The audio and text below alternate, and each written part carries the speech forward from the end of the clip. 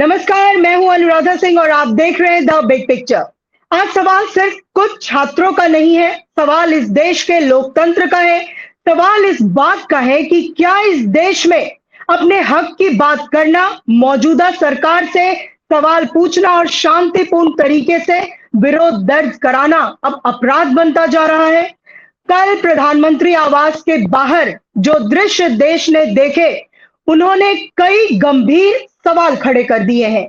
20 जुलाई को हुए संसद मार्च के दौरान जिस बर्बरता के साथ दिल्ली पुलिस ने छात्रों पर लाठी चार्ज किया, उसकी वजह से सैकड़ों की संख्या में छात्र घायल होकर दिल्ली के अलग-अलग अस्पतालों में भर्ती हैं। एक छात्रा की हालत बहुत गंभीर बनी हुई है और वो वेंटिलेटर पर है। और इसी बर्बरतापूर्ण कार्रवाई के विरोध में नेता प्रतिपक्ष राहुल गांधी से लेकर सपा प्रमुख अखिलेश यादव, प्रियंका गांधी के साथ ही विपक्ष के कई बड़े नेता प्रधानमंत्री आवास के बाहर धरने पर बैठ गए। पुलिस उन्हें घसीटते हुए थाने ले गई और देर रात उन्हें छोड़ा गया। मेरा सवाल सीधा है, क्या लोकतंत्र में असहमति की आवाज को इस तरह रोका जा सकता है? क्या अपने भविष्य को लेकर सवाल पूछ रहे युवाओं के साथ संवाद की जगह टकराव ही रास्ता रह गया है? क्या छात्रों के ऊपर मुकदमा करके ये नरेंद्र मोदी सरकार उनके भविष्य को तबाह करना चाहती है? भारतीय संविधान का अनुच्छेद 19 हर नागरिक को अपनी बात कहने और शांतिपूर्ण ढंग से एकत्र होकर विरोध दर्ज कराने का अधिकार देता है। लेकिन क्या कल जो हुआ, 20 जुलाई को जो हुआ जंतर मंतर पर, वो संवैधानिक मर्यादाओं के भीतर था? और यही वो सवाल है जिसका जवाब देश जानना चाहता है। और आज हमारे साथ वे लोग हैं जिन्होंने इस पूरे घटनाक्रम को सिर्फ देखा नहीं, बल्कि उसे अपने शरीर और अपने संघर्ष से महसूस किया है। हमारे साथ है दिल्ली विश्वविद्यालय की छात्रा तन्वी, जिनकी चोटों की तस्वीरें अब पूरे आंदोलन का प्रतीक बन चुकी हैं। तन्वी ने उस कार्रवाई को बहुत करीब से देखा और खुद उसका सामना किया। हमारे साथ है छात्र नेता मनीष, जो लंबे समय से चल रहे इस आंदोलन में अनशन पर बैठे थे। जिस समय देश के लाखों युवा अपने भविष्य को लेकर जवाब मांग रहे थे, मनीष और उनके साथी उन्हीं मांगों के लिए अपनी सेहत दांव पर लगाकर भूख हड़ताल कर रहे थे। और हमारे साथ हैं कांग्रेस की राष्ट्रीय प्रवक्ता रितु चौधरी जी, क्योंकि अब यह सवाल सिर्फ छात्रों का नहीं रह गया है, ये सवाल लोकतांत्रिक अधिकारों, विपक्ष की भूमिका और सरकार के, मौजूदा सरकार के इस रवैये पर भी खड़ा हो चुका है। आप तीनों मेहमानों का बहुत बहुत स्वागत है द पब्लिक इंडिया पर। तन्वी, मैं राजनीति पर बाद में आऊंगी, पहले आप देश को बताइए कि कल आपके साथ क्या हुआ। कल जब पुलिस कार्रवाई हुई, उस समय आपने क्या कुछ देखा? जी तन्वी। जो कल 20 तारीख को दिल्ली पुलिस करता है, बहुत सारे आम छात्रों के साथ, बहुत सारे बच्चों के साथ, पेरेंट्स के साथ, बुजुर्गों के साथ, महिलाओं के साथ, वो आज हम सभी की आंखों के सामने है। जो सोशल मीडिया पर हमारे सामने रील्स है, फोटोज है, वीडियोज है, जो बाकी जितने भी सरकारी अस्पताल है पूरे दिल्ली भर में, वो इन सब चीजों का सबूत है कि दिल्ली पुलिस ने कितनी बर्बरता से आज के सिटीजन्स को ट्रीट किया। हम देखते हैं कि कैसे 10 साल के बच्चों को, 12 साल के बच्चों को दिल्ली पुलिस बड़ी बेरहमी से पीटती है, पैलेट गन्स का इस्तेमाल करती है, रबर गन्स का इस्तेमाल करती है, लाठी मारती है, सर से लेकर पैर पर, प्राइवेट पार्ट्स पर। और ये सब हमने देखा है, अपनी ही आंखों से देखा है। अगर मैं बताऊं तो जैसे ही पुलिस लाठी चार्ज करना शुरू करती है, पहले ही मिनट में 10 से 15 लोगों के सर फट जाते हैं। हम देखते हैं कि कैसे लेटा लेटा कर जमीन पर वो महिलाओं को पीटती है, और इस बर्बरता से पीटती है कि लोगों को पता नहीं है कि कहाँ जाए, कैसे जाए। जो आपको चोटें आई हैं तन्वी, जरा वो हमारे दर्शकों को दिखाइए स्क्रीन पर। मेरा जो हाथ है उसमें बहुत ही सीवियर मसल टियर है। मेरे पूरे बैक में इंटरनल इंजरीज है, जिसमें मैं बिना किसी के सपोर्ट के चल नहीं पा रही हूँ। मेरा जो चेस्ट है वहां पर स्वेलिंग है, स्क्रैच मार्क्स है, और भी बॉडी पार्ट्स में स्वेलिंग है, जो कि बार बार दिल्ली पुलिस कोशिश करती है स्टैम्पीड करवाने की, उसके चलते मुझे ये चोटें आई हैं। आप ये बताइए कि क्या पुलिस ने आप लोगों को हटाने से पहले कोई स्पष्ट चेतावनी दी थी? क्या वो कुछ अनाउंस कर रहे थे? बिल्कुल नहीं, हम जैसे ही हमारा जो पीसफुल मार्च है वो शुरू करते हैं जनपथ मेट्रो स्टेशन से, और हम जैसे जैसे लेवल्स ऑफ बैरिकेड क्रॉस करते हैं तो पुलिस और ज्यादा सीवियर होती जाती है और ज्यादा ब्रूटल होती जाती है। तीसरे बैरिकेड पे पुलिस जो है वो टीयर गैस फायर करना शुरू कर देती है और उसी टीयर गैस में वो स्टूडेंट्स को डिटेन भी कर लेती है और ऐसे डिटेन करती है कि वो जमीन पर से घसीट रही है स्टूडेंट्स को। 10-10 पुलिस वाले एक महिला के ऊपर ऐसे डिटेन कर रहे हैं, ऐसे भरे जा रहे हैं बसेस में। और जैसे ही हम चौथा वाला बैरिकेड पार करते हैं तो पुलिस बिना किसी वार्निंग के, बिना किसी को बताए, बिना किसी चेतना के आती है और पुलिस ऐसा लाठीचार्ज करना शुरू करती है कि वो ये बिल्कुल नहीं देखती है कि किसे कहाँ लग रहा है, कैसे लग रहा है और कितना लग रहा है। और बिल्कुल बिल्डिंग में घुसा घुसा कर मुझे और मेरे कई दोस्तों को साथ में हमें एलआईसी बिल्डिंग की तरफ पुश किया जाता है और उस बिल्डिंग में पहले से पुलिस वाले मौजूद रहते हैं और वो कोशिश करते हैं कि जितने भी लोग हैं वो बिल्डिंग में ही रहे। हम देखते हैं कि हम कोशिश करते हैं कि हम जैसे तैसे करके इस बिल्डिंग से बाहर निकले, बट पुलिस वाले हमें वापस से पुश करते हैं उस ग्राउंड पर जहां पर ऑलरेडी पुलिस जो है लाठी चार्ज कर रहा है। मुझे खुद एक पुलिस वाला खींचता है और ग्राउंड में छोड़ देता है, बोलता है यहाँ से भागो, तुम्हारी हिम्मत कैसे हुई क्योंकि तुम यहाँ तक आ गए।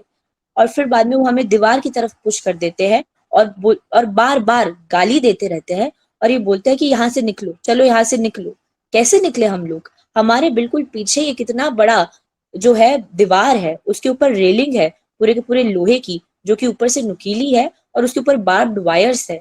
लोगों को शौक उसमें से लग रहा था। लोग बार बार चिल्ला रहे थे, चीख रहे थे, मदद मांग रहे थे, रुकने बोल रहे थे पुलिस को। कई लोग तो कूद रहे थे वहां से, लोगों के कपड़े फट रहे थे, स्किन फट रही थी। और फिर बाद में ऐसे में पुलिस फिर भी लाठी चार्ज करती है। जैसे तैसे कर कर मैं और मेरे कुछ दोस्त एक रास्ता ढूंढते हैं जो कि मतलब बहुत ही छोटा है, जो कि शायद बैक डोर होगा उस बिल्डिंग का। और हम जैसे तैसे करके बाहर से निकलते हैं और हम फिर देखते हैं कि वहां उस तरफ भी पुलिस जो है मौजूद है, लाठियों के साथ मौजूद है और लोगों को वहां से फिर से भगा रही है। कुछ विजुअल्स हमने ये भी देखे थे अंजलि की कुछ बच्चियां जो थी, कुछ छात्राएं जो थी, उनके कपड़े फाड़े जा रहे थे। आपने वहां पर क्या देखा?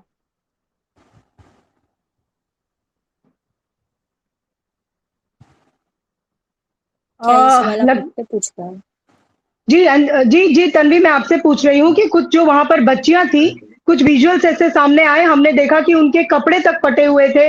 ये आरोप है कि पुलिस ने उनके कपड़े फाड़े हैं। आपने क्या देखा वहां पर? बिल्कुल फाड़ा है, मैंने तो मेरी आंखों के सामने देखा। 3 महिलाओं को पुलिस ने जो है वो जमीन पर लेटाया, जमीन पर गिराया उन्हें और उन पर लाठी चार्ज कर रहे थे। और मैं ये बार बार दोहराऊंगी कि ये पूरा इंसिडेंट जब होता है, जब हम पर लाठी चार्ज होता है, हमारे साथ ऐसा जो है सुलूक होता है, एक भी फीमेल पुलिस पर्सनल मौजूद नहीं होती। और ये सारी की सारा काम दिल्ली पुलिस करती है, दिल्ली पुलिस के पुरुष करते हैं, जो हमें गालियां देते हैं, हमारे प्राइवेट पार्ट्स पर टच करते हैं, हमारे कपड़े खींचते हैं और उसी खींचातानी में हमें बहुत चोटें आती हैं और हमारे कपड़े फट जाते हैं। और आप तो ये भी देखेंगे कि पुलिस जो है वो कई लोगों के साथ हैरेसमेंट तक कर दे रहा है। कई हमारे पास ऐसे लोग बार बार आ भी रहे हैं, कई स्टूडेंट्स जो है वो बार बार ये भी बता रहे हैं कि उनके साथ ऐसा ऐसा बिहेवियर हुआ है। पुलिस ने जानबूझकर मना करते हुए भी ऐसी ऐसी जगहों पर उन्हें टच किया है और उनके कपड़े डेलिबरेटली फाड़े हैं। मैं आपके पास लौटती हूँ। तन्वी और ऋतु जी, मैं आपके पास भी आती हूँ। मुझे लगता है मनीष जी का नेटवर्क कनेक्शन की के थोड़े इश्यूज हैं, तो मैं पहले उनसे सवाल ले लेती हूँ, फिर मैं आप दोनों के पास लौटती हूँ। मनीष, आप अनशन पर बैठे थे। कुछ लोग अभी भी ये सवाल उठा रहे हैं कि मोदी मीडिया के बने हुए जो नैरेटिव स्प्रेड किया जा रहा है उसके तहत कि ये सब कुछ एक षड्यंत्र के तहत हो रहा था। तो आप बताइए उन लोगों को कि आखिर ऐसी क्या मजबूरी थी? आप अपने शब्दों में बताइए कि छात्रों को अपनी जान और स्वास्थ्य दांव पर लगाकर भूख हड़ताल करनी पड़ी। जिस तरीके से उन्होंने लाठियां खाई हैं, हमारे देश की बच्चियों के साथ जो कुछ हुआ है, जैसा कि तन्वी ने अभी बताया। बताइए मनीष। बहुत शुक्रिया अनुराधा। इस देश में शिक्षा व्यवस्था एक टॉर्चर चेंबर के रूप में तब्दील हो चुका है, जहाँ स्टूडेंट आत्महत्या करने के लिए मजबूर है, जहाँ स्टूडेंट हताश हो करके दे रहा है। लेकिन ये सरकार जो एक डेमोक्रेटिक सेटअप में, हमारे कॉन्स्टिट्यूशन में जो एक डेमोक्रेसी की बात है, उसको पूरी तरीके से वायलेट करते हुए छात्रों की बात सुनने के लिए तैयार नहीं। इसी को लेकर के पिछले महीने भर से यहाँ सिटिंग चल रहा है, धरना चल रहा है जंतर मंतर पर, मैं खुद पिछले 23 दिन से भूख हड़ताल पे था और हमने 20 तारीख को जब संसद मार्च था उसी दौरान हमने हंगर स्ट्राइक अपनी ब्रेक की। हमारे साथ के 3 साथी नेहा, अमीन और सोनम जी के साथ हम लोग हंगर स्ट्राइक पे थे। लेकिन आप देखें कि पीसफुली मार्च को पुलिस ने कैसे वायलेंस में, कैसे स्टैम्पेड में बदला। हम लोग जहाँ बैठे थे हंगर स्ट्राइक पर, इस जगह पर पुलिस ने सबसे पहले टीयर गैस के सेल्फ दागे, उसके बाद लाठियां चार्ज की। कोई अनाउंसमेंट नहीं, कोई डिक्लेरेशन नहीं, और एक खचाखच भरे हुए कैंपस में, कंपाउंड में इस तरह के टीयर गैस उन्होंने छोड़ा। उसके बाद यहाँ स्टैम्पेड मच गया। स्टैम्पेड की स्थिति क्रिएट हो गई। मेरे पीछे आप अगर आप देख पा रही होंगी तो ये पूरी दीवार थी जिसको हम लोगों ने अभी पोस्टर से ढका हुआ है। ये पूरी दीवार हमारे इस बेड पर, जिस पर हम लोग बैठे हुए हैं, इस बेड पर पूरी गिरी। नुकीला बहुत शार्प ड्रिल थी जो इसके ऊपर लगी हुई थी, वो ड्रिल हमारे बगल में जस्ट गिरी और हम लोग बहुत साफ बहुत बाल बचे। हमारी जान को बहुत गंभीर खतरा हो सकता था, फिर भी हंगर स्ट्राइक के बजाय हमारे साथी आमीन को चोट लगी, गंभीर चोट लगी। आप देखें कि ये सारी कार्रवाई पुलिस के द्वारा आर्बिट्रेरी तरीके से, पुलिस के द्वारा एकदम स्टूडेंट्स को प्रोवोक करने के नजरिए से की गई। और हमारे तन्वीर ने बताया, तन्वीर को भी गंभीर चोट आई है, फ्रैक्चर की स्थिति है उनकी लगभग। इसी तरीके से हमारे जितने वॉलंटियर थे यहाँ पर, उन सबको गंभीर चोटें आई हैं। पुलिस ने लाठियां भाजी हैं, टीयर वाटर कैनन का प्रयोग करके हमारा जो कैंप था, अभी हम लोगों ने टेम्पररी एक त्रिपाल भी लगा रखी है। इस पूरे त्रिपाल को उन्होंने वाटर कैनन का प्रयोग करके पूरा ध्वस्त कर दिया। बुलडोजर लगा करके यहाँ से पूरे सामान को, हमारे बैग, हमारे चार्जर्स, मोबाइल, जो जरूरी इक्विपमेंट्स थे, उन सबको पुलिस ने डेब्रीज में कन्वर्ट कर दिया। तो ये जानबूझ करके आर्बिट्रेरी तरीके से एक बेहद ब्रूटल रवैया जो दिल्ली के न्यूली अपॉइंटेड सीपी हैं, इनके द्वारा ये अपनाया गया। पहले ये सोनम वांगचुक के साथ, फिर ये इस भीड़ के साथ, लाखों युवाओं के साथ, और अभी भी लगातार पुलिस का जो दमन है। मनीष मुझे लगता है 21 दिनों से आप अनशन पर थे। आप जी मनीष, 21 दिनों से आप अनशन पर थे, अभी भी पूरी तरह रिकवर नहीं कर पाए। मैं बस एक छोटा सा सवाल लूंगी आपसे और उसके बाद आप जा सकते हैं। आज आप देश के युवाओं से क्या कहना चाहेंगे जो आज रोजगार और भर्ती प्रक्रिया को लेकर इस तरीके से निराश है, वहां पर लाखों की संख्या में मौजूद है, और वो छात्र जो घर में बैठकर आपको सुन रहे हैं। जी मनीष, आप अपनी बात रखें और उसके बाद आप जा सकते हैं। आप समझे इस बात को कि अभी प्रोटेस्ट सिर्फ जंतर मंतर पे नहीं है। अभी मुझे लखनऊ की रिपोर्ट आ रही है कि वहाँ हजारों की संख्या में स्टूडेंट उतरा है, इलाहाबाद में स्टूडेंट उतरा है, बिहार के अलग अलग सेंटर्स में और देश के अलग अलग हिस्सों में जो पुलिस की क्रूएलिटी है उसके खिलाफ लोग सड़क उतर रहे हैं। इस देश का पूरा विपक्ष एकजुट होकर के राहुल गांधी, अखिलेश यादव, सोनिया गांधी के साथ जिस तरह की क्रूरता इस सीपी महोदय ने की है सत्ता चेयर कुर्सी पे आने के बाद, ये लड़ाई अब सिर्फ धर्मेंद्र प्रधान की स्थिति तक नहीं रह गई है। ये लड़ाई अब यहाँ से आगे बढ़ करके दिल्ली के सीपी को बर्खास्त करने और अमित शाह इस पूरी क्रूएलिटी, इस पूरी बार्बेरिज्म के लिए अमित शाह को अकाउंटेबल ठहराने तक लग चुकी है। अब सिर्फ धर्मेंद्र प्रधान नहीं कहेंगे, बल्कि आप यहाँ पर जो लाखों लोग इकट्ठा हैं वो इन सारी मांगों को लेकर के इकट्ठा है। एजुकेशन में सुधार, अकाउंटेबिलिटी और इस तरह की बर्बरता के खिलाफ कार्रवाई हो, इन सारी मांगों को लेकर के लोग सड़कों पर उतर रहे हैं। और अपील भी है और ताकत लगाएं ताकि ये तानाशाह सरकार जो शिक्षा, स्वास्थ्य, रोजगार और लोकतंत्र पर बुलडोजर चला रही है, इस बुलडोजर को पंचर किया जाए। मैं इतनी सी बात कहकर अपनी बात खत्म करूंगा। बहुत धन्यवाद मनीष, बहुत धन्यवाद आपका। जी रितु जी, मैं आपके पास आती हूँ। राहुल गांधी छात्रों के समर्थन में पहुंचते हैं। क्या आपको लगता है कि नेता प्रतिपक्ष को जिस तरीके से रोका गया, जिस तरीके से उन्हें घसीटते हुए थाने लेकर जाया गया, इस तरह से उन्हें रोकना लोकतांत्रिक परंपराओं के खिलाफ नहीं है? जी ऋतु जी। देखिए, जिस तरीके से जो हमारे बच्चों को 3rd डिग्री टॉर्चर दिया गया, जिस तरीके से एक तालिबानी तरीके से बच्चों का जो है मार्च, जो कि शांतिपूर्वक एक मार्च कर रहे थे, अपनी मांग रख रहे थे, वहां पर छोटी छोटी बच्चियां जो कि 10वीं में, 11वीं में, 12वीं में जो बच्चियां थे, उनको जो है इतनी बुरी तरीके से, ब्रूटल तरीके से मारा गया कि ये पूरे विश्व में इन्होंने एक उदाहरण देश का नहीं, मैं आपको आपके चैनल के माध्यम से बताना चाहूंगी, पूरे विश्व में मोदी जी ने एक कीर्तिमान स्थापित किया है कि पूरे विश्व में ऐसे आंदोलन में इस तरह से बच्चों पर कभी भी मार्च के दौरान थर्ड डिग्री टॉर्चर नहीं किया गया, इस प्रकार से उनके सिर नहीं फोड़े गए। इस देश में हजारों आंदोलन हुए, इस विश्व में हजारों आंदोलन हुए, लेकिन बच्चों पर इस तरह का अत्याचार ना कभी विश्व में हुआ, ना कभी भारत में हुआ, ना ही भविष्य में कभी होगा। और उसको लेकर जब नेता विपक्ष श्री राहुल गांधी जी अपने साथियों के साथ प्रधानमंत्री आवास पर धरने पर बैठे, तो उनको उनके साथ भी बिल्कुल वही व्यवहार किया गया जो बच्चों के साथ जो है जंतर मंतर पे किया गया। उनको चोटिल किया गया, उनका जो है उनके फेस पे चोट मारी गई, उनको खून निकला, उनके पैरों पे चप्पल नहीं थी, उनके पैरों के जूते गायब थे। जिस तरह से कल बच्चों के जूते गायब थे, इस तरह से राहुल गांधी और प्रियंका गांधी के साथ भी यही सलूक किया गया। ये सोचना चाहिए कि नेता विपक्ष के साथ अगर इस प्रकार का सलूक किया जाता है, जो पीढ़ी जिन्होंने जवाहरलाल नेहरू ने इस देश को बनाया, इंदिरा गांधी ने शहादत दी, राजीव गांधी ने शहादत दी, उस राहुल गांधी के साथ इस प्रकार का अत्याचार, नेता विपक्ष के साथ इस प्रकार का अत्याचार, तो आपको ये समझना चाहिए कि इस देश में लोकतंत्र पूरी तरह खत्म हो चुका है।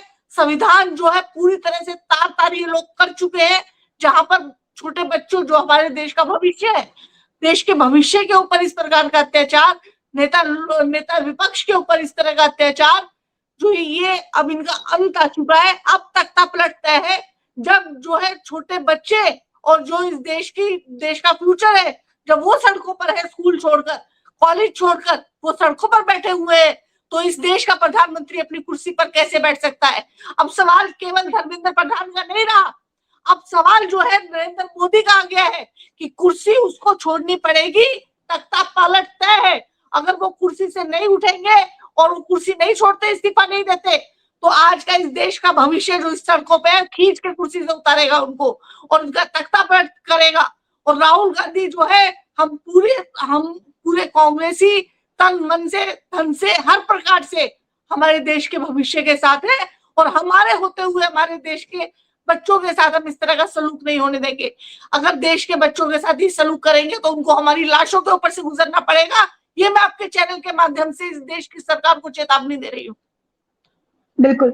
और तन्वी, मैं आपके पास फिर से आती हूँ। आपकी चोटों को हमने देखा, पूरे देश ने देखा अभी हमारे माध्यम से। उस वक्त मैं जानना चाहती हूँ आपके मन में क्या चल रहा था? क्या आपको डर लग रहा था? क्या चल रहा था आपके मन में जब ये कार्रवाई कर रहे थे पुलिस वाले, लाठीचार्ज कर रहे थे? जब पुलिस वाले लाठीचार्ज कर रहे थे, सबसे पहले तो मैं ये बताऊंगी कि वहां पर इतने हजारों की तादाद में स्टूडेंट्स मौजूद थे, और स्टूडेंट्स एक दूसरे का ख्याल भी रख रहे थे, एक दूसरे को सुन भी रहे थे, हेल्प भी कर रहे थे। तो डर से ज्यादा वहां पर खड़े होने पर हिम्मत मिल रही थी, हौसला बढ़ रहा था, और ये जो लड़ाई है उसको लेकर जो इरादे हैं वो और मजबूत हुए जा रहे थे कि ये जो लड़ाई है वो सिर्फ आज रुकने वाली नहीं है, जबकि ये लड़ाई आज से और मजबूत हुई है, और ये तब तक हम पीछे नहीं हटेंगे जब तक धर्मेंद्र प्रधान अपना इस्तीफा नहीं दे देता और ये जो सरकार है जवाबदेही नहीं देने लग जाती। और तन्वी, कोई अपराधी तो थे नहीं आप लोग, कोई हिंसक प्रदर्शन भी नहीं कर रहे थे। फिर आपके और आपके जो फ्रेंड्स हैं उनके साथ जो हुआ वो आप उसे कैसे देखते हैं? और दूसरी बात ये मुझे बताइए कि क्या अभी भी आपके फ्रेंड्स जो इस तरीके से पुलिस ने जैसे बर्बरता की है, आप लोगों ने जो कुछ झेला, तो क्या अभी भी आप लोग हिम्मत कर रहे हैं प्रदर्शन स्थल पर पहुंचने की? क्या आपके कुछ फ्रेंड्स मौजूद हैं वहां पर? ये जरा बताइए हमारे दर्शकों को। बिल्कुल बिल्कुल, जंतर मंतर आज भी जीवित है, आंदोलन में है, और तब तक रहेगा जब तक हमें इस्तीफा नहीं मिल जाता। मैं और मेरे दोस्त लगातार जंतर मंतर जा रहे हैं और जाते रहेंगे, और भी स्टूडेंट्स जो देश भर से आ रहे हैं, अलग अलग इलाकों से आ रहे हैं, कोनों से आ रहे हैं, वो भी जंतर मंतर पहुंच रहे हैं, क्योंकि हम समझते हैं कि अब ये जो लड़ाई है वो और पुरजोर करनी होगी, इस लड़ाई को अब और आगे बढ़ाना होगा, और ये लड़ाई हम सभी को जीतनी होगी। तन्वी, मैं आपसे ये पूछना चाहती हूँ कि जो विजुअल्स हमारे सामने आए, और वो भी आप याद करिए कि जिस तरीके से इस देश ने देखा कि 21 छात्रों ने जो है वो अपनी जीवन लीला समाप्त कर ली। मैं आपसे ये समझना चाहती हूँ कि एक छात्र होने के नाते आप उनको किस तरीके से, जो छात्र जूझ रहे हैं, उनको किस तरीके से मानसिक बल देना चाहती है कि आओ हम इस तरीके से लड़ाई लड़ेंगे? ये लोकतंत्र है, हमारा अधिकार है, हम अपने विरोध के स्वर को, अपनी जान को बचाते हुए सामने रखेंगे। असली लड़ाई ये है। आप कैसे हिम्मत देंगी? मैं उन सभी से यही कहना चाहूंगी कि सही बात है, ये जो लड़ाई है वो हमारी है, और पिछले 10 सालों से जो हमारी शिक्षा व्यवस्था की हालत है वो इसी सरकार की देन है। हमने देखा कि कैसे हमारे स्कूल्स बंद कर दिए जा रहे हैं, रोजाना औसतन 13 स्कूलों को बंद कर दिया जा रहा है। हम देख रहे हैं कि किस तरीके से जो पब्लिक यूनिवर्सिटीज है उसकी फंडिंग बंद कर दी गई है, और बिल्कुल बकवास न्यू एजुकेशन जैसी पॉलिसी हमें ला दी गई है, जिसमें हमें बिल्कुल जो पढ़ाई है, जिसका स्तर है, एकदम से ऐसे नीचे गिरा दिया गया है, और उस फालतू के सब्जेक्ट्स पढ़ाए जाते हैं। हम देखते हैं कि किस तरीके से जो हमारे प्रोफेसर्स हैं उनको जॉब से निकाल दिया जाता है, और जो शिक्षा में जो जितने भी कॉम्पिटिटिव एग्जाम है उसके पेपर लीक कर दिए जाते हैं। बस जिसके पास पैसा है वो इन एग्जाम्स को क्रैक कर पा रहा है। पिछले ही महीने नेट के पेपर लीक हो जाते हैं, जिसमें सोशियोलॉजी का पेपर लीक हो जाता है, इंग्लिश का पेपर रिपीट हो जाता है। तो ये व्यवस्था और ये जो फ्रस्ट्रेशन है, सालों साल का जो गुस्सा है, अब समय आ गया है कि हम उसे चैनल करें, हम एक साथ खड़े हो, हम इस लड़ाई में एक साथ जुड़े और ऐसा फोर्स बनकर उभरे कि ये जो गूंगी बहरी सरकार बैठी है उसे तकलीफ होने लगे और वो मजबूर हो हमारी बात सुनने के लिए। रितु जी, आपने सुना तन्वी को? ये बिल्कुल मालूम चल रहा है कि हमारे ये बच्चे कितने वेल इन्फॉर्म्ड हैं, जो सोशल मीडिया के जरिए, मेन स्ट्रीम मीडिया के जरिए नैरेटिव सेट किया जा रहा है कि ये रील जीवी है, इन्हें कुछ पता नहीं है, बस भीड़ में ये आ गए हैं। आपने सुना कि ये कितनी वेल इन्फॉर्म्ड है, शिक्षा नीति से लेकर अपने अधिकारों का, इन्हें हर कुछ का पता है। आप भी एक महिला हैं, आपने सुना कि तन्वी ने बोला कि उनके सीने पर खरोच के निशान है। हमने विजुअल्स देखे कि किस तरीके से प्रियंका गांधी को, वहां पर कोई महिला पुलिसकर्मी मौजूद नहीं थी, इतना बड़ा आंदोलन, सेंट्रल पुलिस फोर्स डिप्लॉयड थी, दिल्ली पुलिस थी, फिर महिला पुलिसकर्मी कहां थे? और जिस तरीके से प्रियंका गांधी को कुछ पुरुष पुलिसकर्मी जो है वो बस में ऊपर की तरफ ठेल रहे थे, आप क्या कहना चाहेंगी? देखिए, सबसे पहले तो मैं तो चुनौती देती हूँ कि ये तमाम इनके मंत्री जो है वो जंतर मंतर पर आए और हमारे 5 बच्चों से केवल जो है डिबेट कर ले किसी भी विषय पर, और आपको पता चल जाएगा कि इनमें कितना दम है और हमारे बच्चों में कितना दम है। हमारे देश के बच्चे हैं, पढ़े लिखे बच्चे हैं, नीट के एग्जाम दे रहे हैं, तमाम तरह के एग्जाम देने वाले बच्चे हैं, और ये सरकार जो है ये अनपढ़ों की सरकार है। इनको, जिनके रवि किशन जी ये कहते हैं कि नीट अखबार को जो है लीक करने से हम बचाएंगे, उनको इतना तक ध्यान है कि नीट जो है एग्जाम है वो अखबार नहीं है। धर्मेंद्र प्रधान जो है उनको ये नहीं पता नीट की, उनको स्पेलिंग नहीं पता, उनके ट्वीट्स आप देखोगे तो उसमें इतनी स्पेलिंग मिस्टेक, उनको एक सेंटेंस वो हिंदी या इंग्लिश का ठीक से लिख नहीं पाते। इस तरह के तो इनके मंत्री। और दूसरी बात ये रही, जिस प्रकार से लड़कियों को जिस प्रकार से हैरेस पुलिस के द्वारा किया गया, ये पूरे तरीके से संवैधानिक और लोकतंत्र, हमारा देश इस चीज की इजाजत नहीं देता है। हमारे देश में कभी भी महिलाओं के प्रति, महिला पुलिस का मतलब ही यही होता है कि जब अगर महिलाएं प्रदर्शन में है तो उसको महिला पुलिस जो है वो हैंडल करेगी। लेकिन महिला पुलिस को किस तरह से साइड में रखे और पुरुषों ने जो है बच्चियों पर, छोटी बच्चियों पर जो हाथ लगाएगा उनको वो किया गया। हम तमाम जितने भी पुलिसकर्मी है उनकी लिस्ट इकट्ठी कर रहे हैं, हम उनका जो उनको नामांकित कर रहे हैं, बाकायदा उन पर जो है जो पॉक्सो एक्ट के तहत उन पर केस चलाएंगे हम। हमारी सरकार आते ही एक एक ऑफिसर को उसकी जो है सजा मिलेगी कि जिसने एक बच्चे के ऊपर हाथ उठाया, या बच्ची को जो है हैरेस करने की कोशिश करी। तीसरी बात आपने मुझसे पूछी कि प्रियंका गांधी जी के ऊपर भी जो है पुरुषों ने हाथ लगाया। बिल्कुल, प्रियंका गांधी जी के कपड़े तक पकड़ के खींचे गए, उनके बाल खींचे गए। 4-5 पुलिस कर्मी जो थे, पुरुष पुलिस कर्मी, उनको धकेल रहे थे बस में। तो ये बेहद शर्मनाक जो है दृश्य था, जिसमें राहुल गांधी जी ने एक स्टेटमेंट दिया था कि जो आप देख रहे हो वो इस समय भारत की लोकतंत्र की स्थिति है नरेंद्र मोदी के राज में, और ये स्थिति बदलनी चाहिए, हर प्रकार से बदलनी चाहिए, और हम इसके लिए पूरी तरह से तत्पर हैं। जब राहुल गांधी जी जब बैठे उसके फौरन बाद हर प्रदेश में, हर जिले में जो है आंदोलन जो है खड़े हुए, हमारे कार्यकर्ता हर जगह जो है उन्होंने आंदोलन किया। छोटे छोटे शहरों में, बड़े शहरों में, राजधानियों में, जिलों में, हर जगह जो है आंदोलन हुए, और हम जो है बच्चों के साथ खड़े हुए हैं। और ये आंदोलन अभी खत्म नहीं हुआ, ये आंदोलन तो अब शुरू हुआ है। This is the beginning. ये समझना पड़ेगा नरेंद्र मोदी को कि उनको या तो धर्मेंद्र प्रधान को बच्चों के सामने सौंपना होगा या उनको खुद इस्तीफा देना होगा। इसके बिना जो है हम इससे नीचे हम लोग मानने वाले नहीं है। और ये जो है ये आपके चैनल के माध्यम से हम बच्चों को भी ये कहना चाहते हैं कि आपको डरने की जरूरत नहीं है। इस समय आप संरक्षण में हैं, हम लोग आपके साथ हैं। आज भी संसद में सारे जो सांसद हैं हम लोग ब्लैक पहन के अपना विरोध प्रदर्शन कर रहे हैं शांतिपूर्वक, जो कि इस देश की परंपरा रही है, गांधीवादी परंपरा रही है शांतिपूर्वक। लेकिन ये लोग जो है शांति को समझते नहीं, क्योंकि गोडसे के जो है ये अनुयायी हैं, गोडसे की औलादे हैं, तो इनको गांधी से हमेशा से ही चिढ़ रही है। और ये हिंसा के पुजारी है, हम अहिंसा के पुजारी हैं।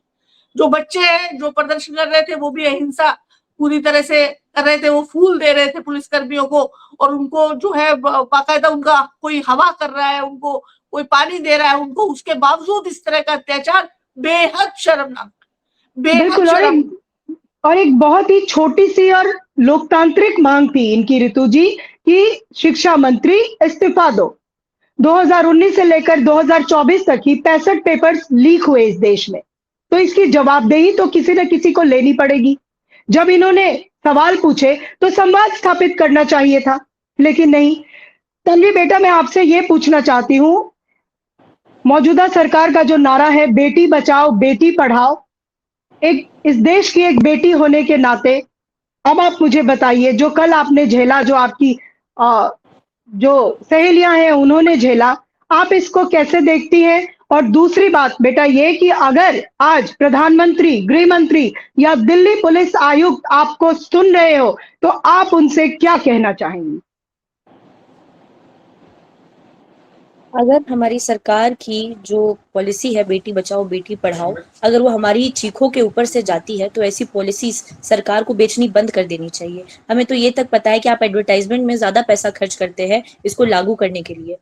हमें तो ये भी पता है कि कितनी बेटियां आज के इस देश में सुरक्षित है, जहां पर नेशनल कैपिटल में आए दिन रेप केसेस होते रहते हैं, हैरेसमेंट के केसेस होते रहते हैं, और शहरों में बेटियों को जिंदा जला दिया जाता है। और आप ये भी देखेंगे कि स्कूलों में, जो हमारी कॉलेजेस है, यूनिवर्सिटीज में, उसमें कितना परसेंट विमेन पार्टिसिपेशन है। तो ये जो झूठे वादे ये सरकार करती आई है और करती रहेगी आगे भी, मैं सभी से यही अपील करूंगी कि वो जागे इससे और जो सरकार का असली चेहरा है वो देखे। देख लीजिए, आप तमाम सोशल मीडिया एक्सपर्ट्स और वरिष्ठ पत्रकार जो ये नैरेटिव सेट करने में लगे हैं कि ये भीड़ थी, ये स्टूडेंट्स नहीं थे, ये रील जीवी हैं। सुन लीजिए इन रील जीवियों को कि वो क्या कह रहे हैं। शायद तन्वी से हमारा संपर्क खत्म हो गया है। ऋतु जी, आखिरी सवाल मैं आपसे लेती हूँ कि क्या कल की घटना के बाद भी अब आप लोग किस तरीके से इस आंदोलन को विपक्ष के रोल में आगे बढ़ाएंगे? ये संघर्ष जारी रहे, ये आप कैसे सुनिश्चित करेंगे? जी ऋतु जी। देखिए, आंदोलन जारी रहेगा जब तक कि ये सरकार घुटनों पे ना आ जाए। और आपके चैनल के माध्यम से ये भी कहना चाहूंगी कि एक एक लाठी का हिसाब होगा, एक एक चोट का हिसाब होगा, एक एक खून के कतरे का हिसाब होगा। इस सरकार को देना पड़ेगा और इस सरकार को घुटनों पे आना पड़ेगा। जब तक हम लोग चैन की सांस नहीं लेने वाले, जब तक हम सड़कों पर आंदोलन करते रहेंगे, जब तक ये सरकार अपनी गलती नहीं मान लेती और इस्तीफे देने शुरू नहीं करती। बिल्कुल। तन्वी, आपकी बात अधूरी रह गई थी, अपनी बात आप खत्म करें। मैं यही अपील ही करना चाहूंगी, जितने भी और लोग हैं, जितने भी और स्टूडेंट्स हैं, सिटीजन्स हैं, पेरेंट्स हैं, कि ये सरकार ने जो किया 20 तारीख को, यही सिटीजन्स को डराने के लिए, धमकाने के लिए, कि अगर आप आएंगे, अगर आप इस देश में आवाज उठाएंगे तो आपके साथ ये सुलूक होगा। पर बहुत हुआ, पिछले 12 सालों से हम ये देखते आए हैं कि जिन जिन लोगों ने अपनी आवाज उठाई है, चाहे वो स्टूडेंट्स हो, चाहे वो जामिया के स्टूडेंट्स हो, एएमयू के स्टूडेंट्स हो, चाहे वो मजदूर हो, किसान हो, चाहे वो महिलाएं हो, तो उनके साथ क्या सुलूक हुआ है। आज जब हम स्टूडेंट्स हमारी आवाज उठा रहे हैं और एक साथ हैं, तो हम पीछे नहीं हटेंगे, ना हम डरेंगे, क्योंकि हम जानते हैं कि ये सरकार किस एक्सटेंट तक जा सकती है। हम तो ये भी जानते हैं कि हमारे साथ क्या हो सकता है और क्या नहीं हो सकता है। हम फिर भी हिम्मत नहीं हारेंगे और हर उस जगह से संघर्ष करेंगे जहां से हमारी आवाज उन तक जाएगी। हम तो ये तक कोशिश करेंगे कि इस देश के हर शहर में, हर कस्बे में एक और जंतर मंतर खड़ा हो, जहां से सरकार को और तकलीफ हो, उनके कानों में हमारी आवाजें और गूंजे। बिल्कुल। और तन्वी, एक आखिरी सवाल आपसे, क्या आप अवेयर हैं कि जो नेता प्रतिपक्ष है राहुल गांधी जी, उनका पूरे देश में छात्रों की गूंज के नाम से एक कार्यक्रम चल रहा है? क्या आपको लगता है कि राहुल आपकी आवाज बन सकते हैं? आपको क्या उम्मीदें हैं नेता प्रतिपक्ष से? मैं यही कहना चाहूंगी कि ये जो लड़ाई है वो हम सभी की लड़ाई है, और इस लड़ाई को हम तभी जीत सकते हैं अगर हम एक साथ एकजुट होकर इस लड़ाई में शामिल हो और जीते। बिल्कुल। तो आज की चर्चा में आरोप भी थे, सवाल भी थे, पीड़ा भी थी, दर्द भी था और लोकतंत्र को लेकर चिंताएं भी। लेकिन इस पूरी बहस के बीच एक बात जो बार-बार सामने आई कि ये छात्र किसी सत्ता परिवर्तन की लड़ाई नहीं लड़ रहे थे। ये अपने भविष्य, अपनी परीक्षाओं, अपनी नौकरियों और अपने अधिकारों को लेकर जवाब मांग रहे हैं। लोकतंत्र की असली ताकत यही है कि नागरिक सवाल पूछ सके और सरकारें उन सवालों का जवाब दे। संविधान ने विरोध का अधिकार दिया है, लेकिन साथ ही मौजूदा सरकार को भी ये समझना होगा कि कानून व्यवस्था बनाए रखने की जिम्मेदारी भी आपकी है। आप अपनी पुलिस से इस देश के बच्चों पर बर्बरतापूर्ण और कायराना लाठीचार्ज नहीं करवा सकते हैं। आज की चर्चा में बस इतना ही। आप दोनों ही मेहमानों का बहुत बहुत धन्यवाद।